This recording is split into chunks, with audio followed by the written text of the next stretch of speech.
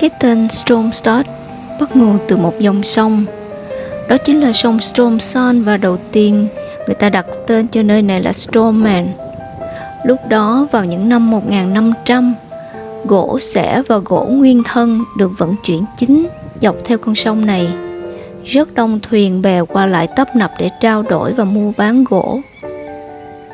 Theo luật của chính quyền thời đó, thì chỉ những địa hạt thuộc cấp thành phố mới được xem là nơi giao thương chính. Và sau một thời gian nhận thấy tương lai phát triển sáng lạng của nơi này, nhà nước Thụy Điển đã chính thức nâng Strømmen lên thành phố vào năm 1658. Sau đó thì họ mới đổi tên mới là Stromstad cho đến ngày nay.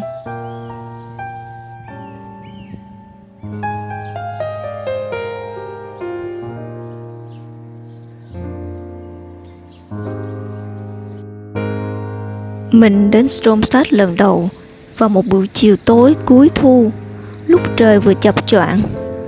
Sân ga Stromstad là một căn nhà bé bé xinh xinh nằm cạnh bến cảng.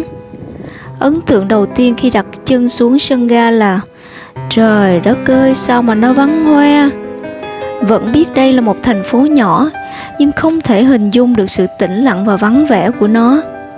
Các bạn biết không, theo số liệu thống kê thì cả địa phận Stromstad gồm các vùng lân cận luôn là khoảng hơn 13.000 dân thôi.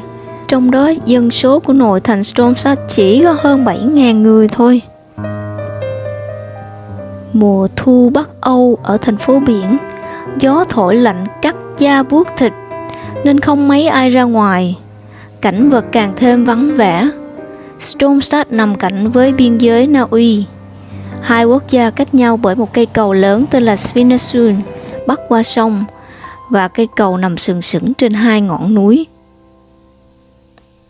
Mình đã nhiều lần qua cây cầu này và nhìn từ trên xuống, cảnh đẹp tuyệt. Nhưng có một lần mình đã thử đi trekking dưới chân cầu. Mình men theo đường mòn vào rừng và lên đến đỉnh núi gần cầu Svinesund.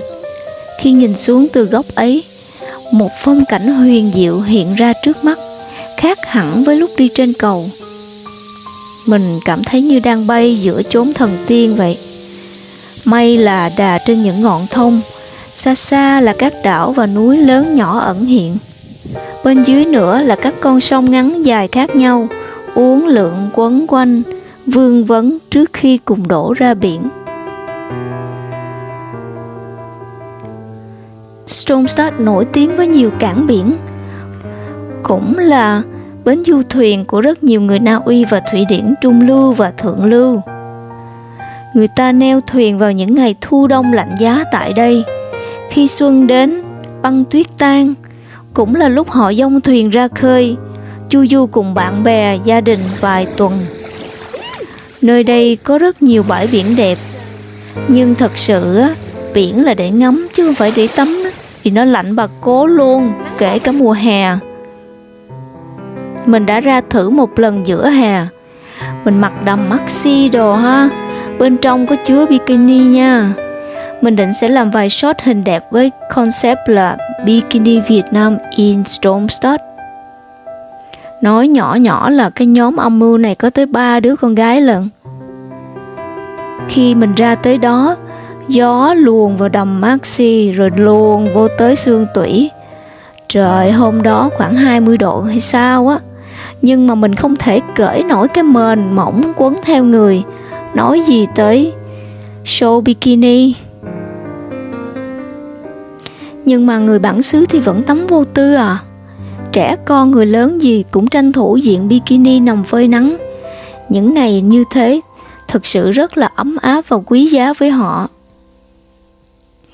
Vì thế, bạn nên đừng có ngạc nhiên khi thấy du khách phương Tây đến biển Việt Nam là họ nằm phơi nắng đến cháy đen, cháy đỏ mới chịu về.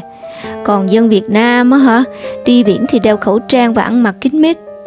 Ra tới biển cũng chỉ cởi ra chụp hình với bikini, xong lại trùm vào ngay vì sợ bắt nắng. Trong số đó chắc chắn là có mình nha.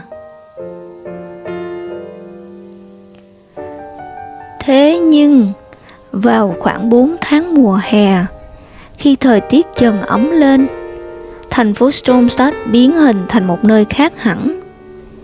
khách du lịch các nơi đổ về, quán xá, nhà hàng, khách sạn, siêu thị đông nghịt tấp nập.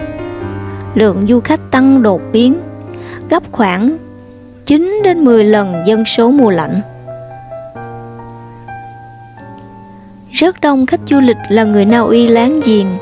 Họ yêu thích Stromstad vì những bãi biển đẹp mê mẩn và hải sản ngon. Vì Stromstad có dòng hải lưu nóng chảy ngang qua biển. Điều này giúp nhiệt độ nước biển và nhiệt độ ngoài trời ấm hơn các vùng khác.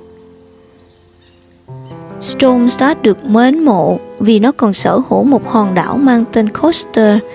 Hòn đảo này được mệnh danh là công viên quốc gia. Nơi đây cực kỳ xanh, sạch đẹp và yên bình. Dưới đáy đại dương quanh đảo Koster tồn tại rất nhiều loài sinh vật quý hiếm nằm trong danh sách đỏ. Và nước biển vùng Koster trong veo luôn các bạn ơi.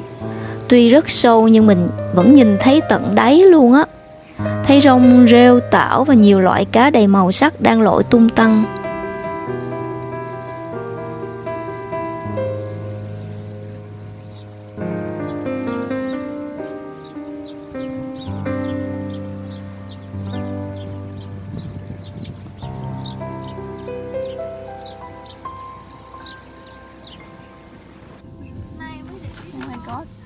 Dù Thụy Điển là một trong những nước có chi phí đắt đỏ, nhưng so với Na Uy láng giềng thì đây vẫn là nơi mua sắm rất hấp dẫn.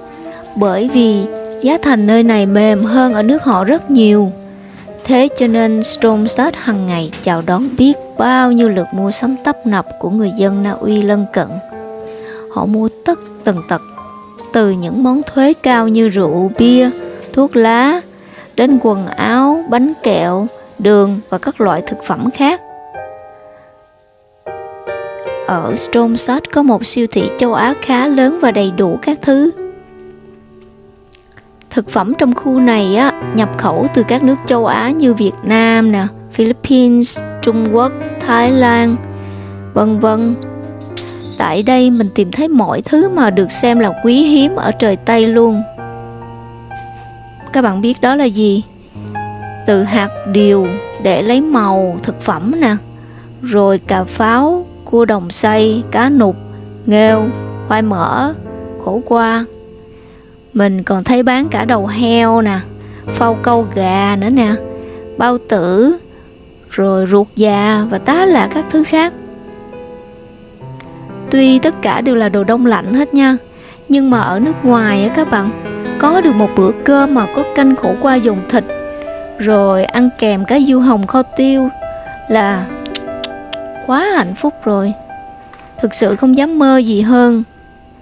Rất nhiều đứa bạn của mình thèm mùi vị quê hương ấy mà không biết tìm mua ở đâu, bởi chỗ của nó ở không có một siêu thị châu Á nào.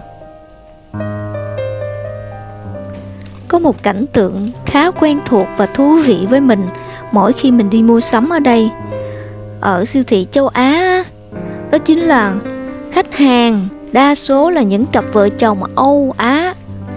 Nghĩa là anh chồng Tây đẩy xe phía sau và cô vợ ta đi phía trước.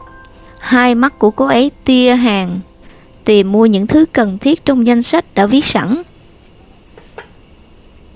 Mình không biết diễn tả cảm xúc ra sao, nhưng vào những lúc ấy mình cảm nhận được một cái gì đó không có ranh giới trong một thế giới bao la như thế này. Đó chính là tình yêu của con người với nhau. Không khoảng cách địa lý, không rào cản ngôn ngữ, cũng không phân biệt màu da, không kể đến những khác biệt văn hóa. Tất cả hòa vào một. Họ cùng chia sẻ những bữa ăn lạ miệng với người này nhưng quen miệng với người kia.